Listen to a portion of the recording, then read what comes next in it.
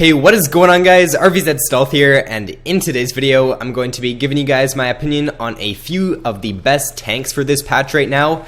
I'm going to give you two tanks for each of the normal tank roles, so for top lane, for jungle, and for support.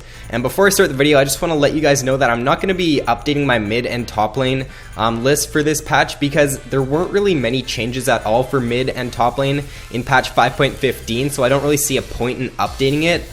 Because my list is basically going to be the exact same. So if you're wondering who are strong for mid and top right now, then just go take a look at my 5.14 list for those roles, because I don't really see a point in updating it if I'm not going to change my list at all. So without further ado, let's get right into the video.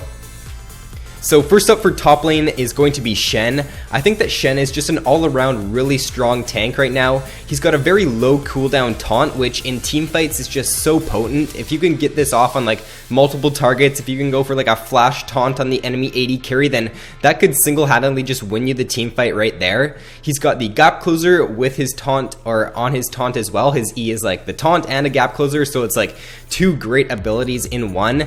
And he's also AD and AP. His Q does AP damage, and then obviously his auto attacks do AD damage. He's got the shield as well with his W, which makes it really nice to just trade in the laning phase, and he can just take a little bit less damage and just end up winning those trades most of the time.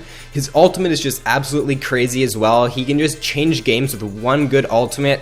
For example, if the enemy jungler ganks bot lane and you're level 6, you can just turn that gank around and end up killing like all of them, and just end up snowballing the game from there. He's also a pretty good laner, and he does have 2 teleports with his ultimate, and if he does take teleport, which I definitely recommend doing on a top laner, he's also a great split pusher once he does pick up the Sunfire cape.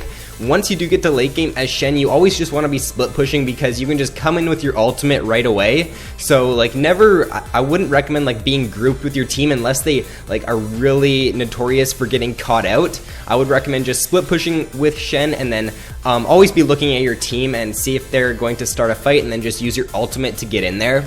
And one con to Shen is that it is hard to use his ultimate at times. Like for example, in the laning phase, if you're going for a trade with your opponent, you can't like go for a trade and then end up teleporting down bot with your ultimate at the same time. It doesn't really work like that. So you definitely do have to be paying attention to all of your lanes when you do hit level 6 as Shen, because if you do miss that good opportunity to get your ultimate off and save your teammate or turn a gank around, then the game may not end up going as well. And like if you're like split pushing and the enemy has some sort of CC ability, like if you're playing against a Gnar in mega form, then he can just stop your ultimate if he ends up CCing you. So his ultimate, it can be hard to use at times in my opinion.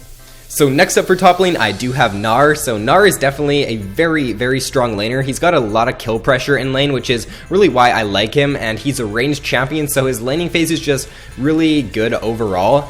He's also got massive team fight potential if he is in Mega Gnar form. Just like one good Gnar in a team fight, you can basically just win the game if you do get that good Gnar ultimate off. It just allows you to follow that up with your W to stun them after that. So like the amount of crowd control you get with Gnar in Mega form is just really, really good. He's also ranged and melee, so he's a great laner when he is in that ranged form. And he's also got the gap closer on his E, which allows him to jump into team fights. It allows him to escape a different situation, so it's overall a nice ability to have. And like I said, he does have that great kill pressure in lane. One con to Gnar is that it is hard to manage his rage bar at times. For example, if you're like clearing out a wave, then you're gonna stack up that Gnar bar. So you do definitely, if you're gonna start a team fight like at Baron or Dragon, then try to stay around like 75% of your bar full, and then once the team fight, or once you think the team fight's gonna start, or once you want to start the team fight yourself, then get up to that rage bar by like either getting a few auto attacks on a minion or throwing your Q at the enemies, something like that, because you definitely want to have your Mega Gnar form in team fights when you're playing as Gnar. First up for jungle, I have Amumu. Amumu, like most of the champions on this list, is a really strong teamfighting champion. He's got the AoE snare with his ultimate, and if you can get that off on multiple targets in a teamfight, especially like on the enemy mid laner or AD carry, as long as your team follows up, then they're pretty much dead.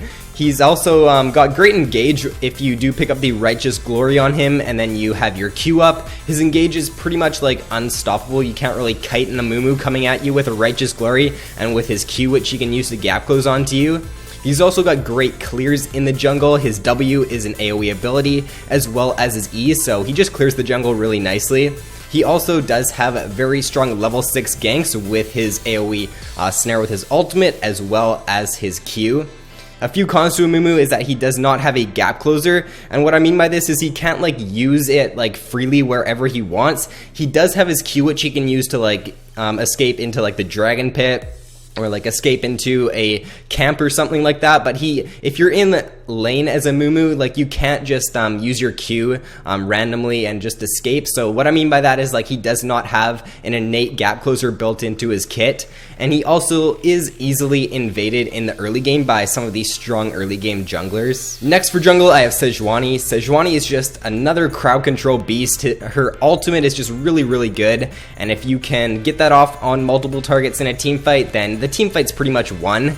Her level 6 ganks are amazing as well, like a Mumu. Pretty much like all the pros that Sejuani has are the same that a Mumu has. She's got like great level 6 ganks. Her ultimate is really strong. Her Q is a gap closer, which is also a knock up, which just allows her to engage really nicely after she does land her ultimate.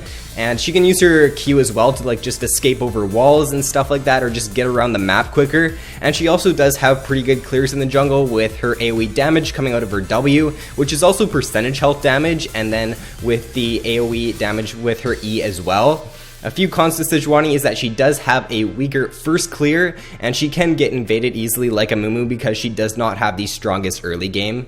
First for support, I have Braum. So Braum is just a really good tank support. His E just allows him to soak so much damage in team fights, which is just why I really like Braum for support. He's like the classic support champion that just soaks a ton of damage and doesn't really like, when his E is up, he doesn't take a lot of damage either. So if you can like get the enemies to blow some good spells on you in a team fight, then that could really like change the game right there. His passive is really strong as well for team fighting or for the laning phase. If you can just get that like first auto attack or first Q off on the opponent and your team's like an auto attack based team, then you're gonna get that stun off most of the time. He's also got great engage and disengage with his Q and with his ultimate, and his W gives the defensive buff whenever you like jump on your teammate with it. So you want to use that like on either, it doesn't really matter who you use it on in team fights, but it's just a great ability to have. It just gives that teammate, whoever you jump on, that extra magic resist and the extra armor. And he also does have a very good level 6 all in with his ultimate and with his passive and his Q. His Q actually does pretty good damage as well, especially once you do get a few ranks in it.